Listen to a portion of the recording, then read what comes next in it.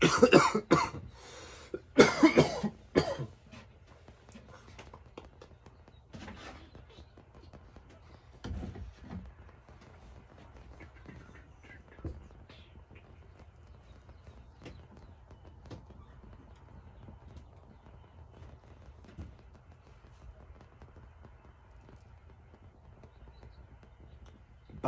ba. Fire! Don't, don't, don't, don't, don't, don't.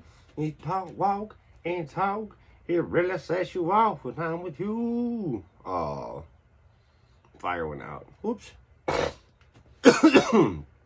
What's up, everybody? Welcome to the Gimp Studios, mans and ladies and whatever you want to be called these. So, alright.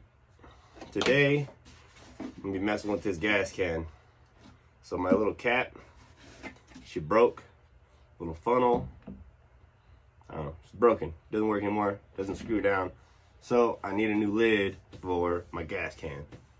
I'm about to do some redneck shit, balling on a budget, just because that's what we do, baby boo.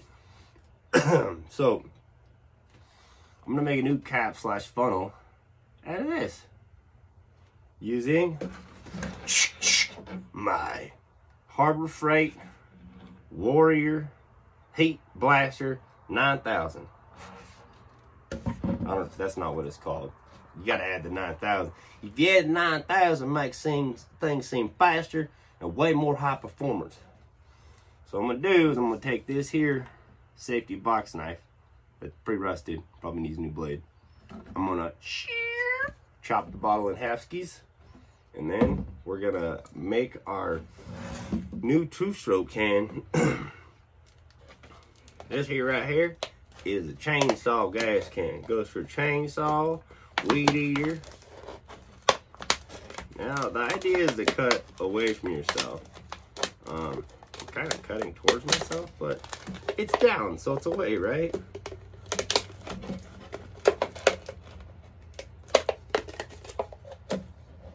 Alright. We don't need that in. So we're gonna take the top with the cap.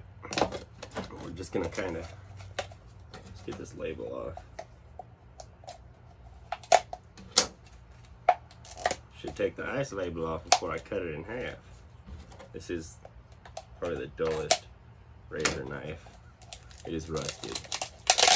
Rusted razor knife. Now what I'm gonna do is boom, bam. This little cappy poo.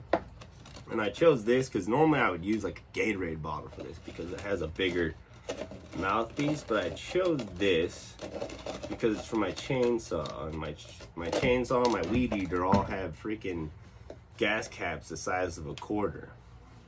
So we're gonna try a smaller bottle this time. We've used Gatorade bottles in the past. This is actually the lid I made for it not very long ago. I'm actually just showing you guys how to make one today. See? Well, screws on there.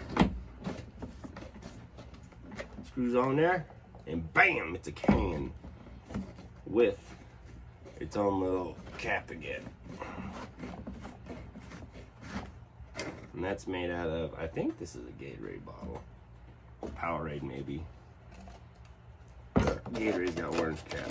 Sorry about my burp. No idea what bottle that is. Alright, so ice bottle. Boom.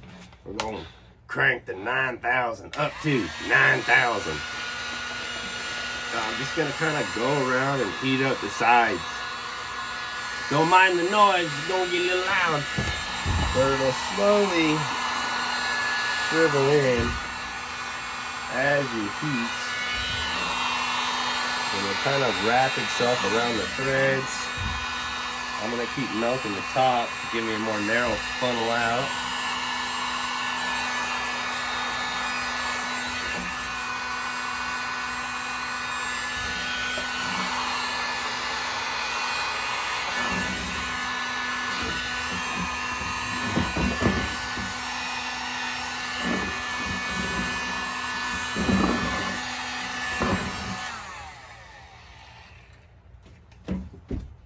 We'll give it a few seconds to cool down, but I mean, for using a water bottle and a heat gun, not too bad.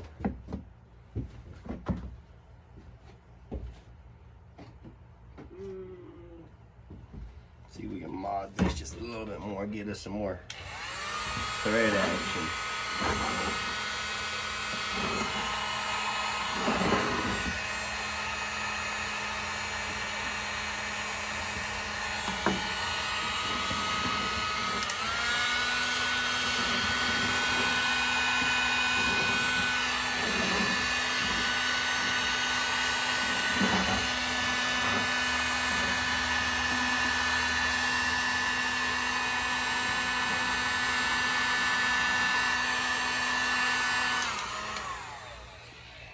All right, now we're gonna let it cool down.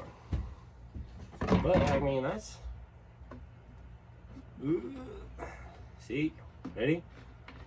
Unscrewed, bam. There's no gas in it, so it's actually been empty for a very long time because I didn't have a lid for it. But I went down to my local Harbor Freight, picked up one of these son of a guns. And I tell you what, I'm not disappointed. Except for every time you turn it on, you can see the power draw in anything with anything else that's plugged in next to it. This thing is, I think it gets up to like 1500 degrees. You could accidentally light some shit on fire with this. I tell you what. But I bought it because I have a 3D printer and I wanted to make my 3D prints look a little bit nicer, but this bad chicken gets a little too hot. It'll melt those right up. That happened quite a bit. But I use this bad chicken to renew plastic, make gas cap lids out of water bottles. It's pretty sweet. All I'm saying is, if you ain't got yourself a heat gun, you might as well get yourself a heat gun. I tell you what. Like, it could help when you're stripping wires and stuff. All kinds of stuff, man. Heat gun. Heat gun. Alright, I think we're cool enough. Let your ADHD subside now. When it's all nice and cool, you can screw it off. A little effort. Like a regular thing. Fill your gas can easy up. Got one gas can easy right here. You can fill it up with your other gas can easy. Alright. Alright, mates. We're back at you live. Not really. We're back at you from the Gimmist Studios. Alright. So I got the old chainsaw out, like I was saying. This gas, that's how small the cap is for the gas can. For the gas, not the gas can, but the, where you put your fuel in this here chainsaw. This is a fancy Remington Outlaw. If you ain't ever heard of it, it's because you probably own a more expensive chainsaw. This costs like $120 at, it's called the Buy Mart. If you don't know what a Buy Mart is, you don't live next to any small towns. Like small towns. Alright then. So, gas can 101. Now you could pour it like this, but you don't have much, like, from spout to edge here, you don't have much room. So you're gonna have to get your aim on at a higher angle. But if you kind of turn the can sideways to where this little nugget right here, not this nugget, but this little corner of the can, the distance between spout and the corner of the can was quite a bit more, so you can get the can a little bit more vertical before, not vertical, horizontal before the gas starts spewing out of it. That works for pouring oil in your car, just about anything for pouring. If you just hit that corner versus the way you think you should pour it, it'll give you a little bit of time and let you get a little bit closer if you're not gonna use a funnel, because I would use a funnel, but then I'd have to go to the garage to get the funnel, and I'm out back in the shed, and that's just, whoo. What we're gonna do is, got my can turned sideways, and presto, pour in the gas cano. We're pouring fuel. Ooh, doggy, pouring fuel everywhere.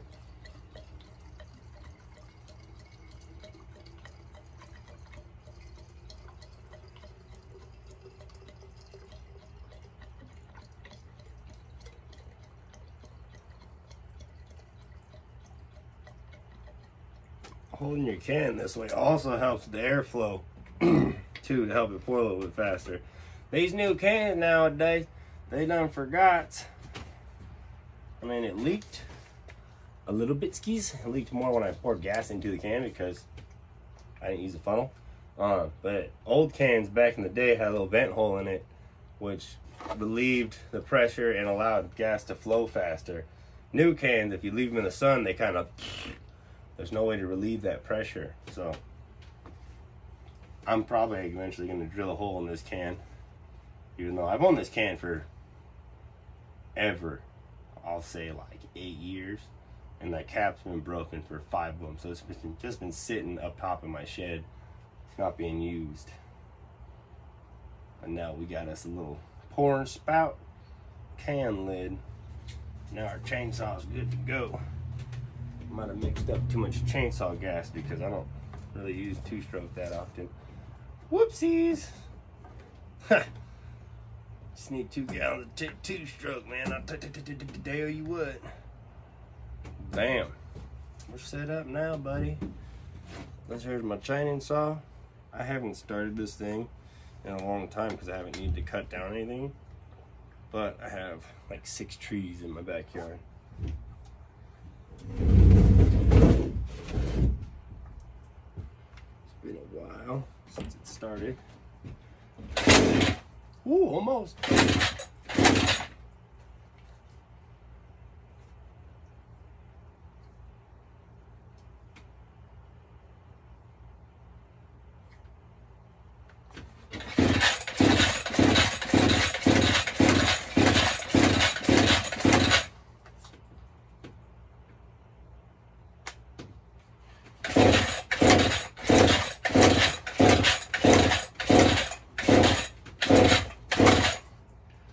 It's been a while since I started this thing. Getting to wear my hand out. Might even have a bad plug in it. Yep, I'm blaming bad plug. For sure. It's not my inability to pull the chainsaw.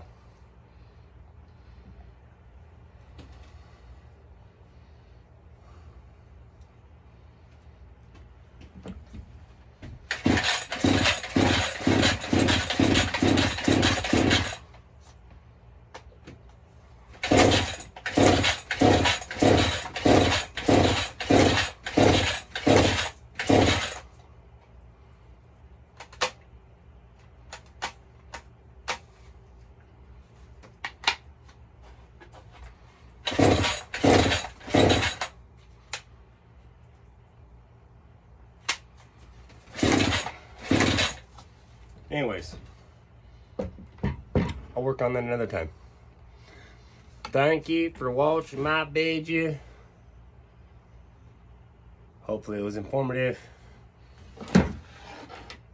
Get yourself one of these bad chickens. Heat gun of any kind. Get a cheap one, get an expensive one. It's up to you. Pretty handy to have around. Bye.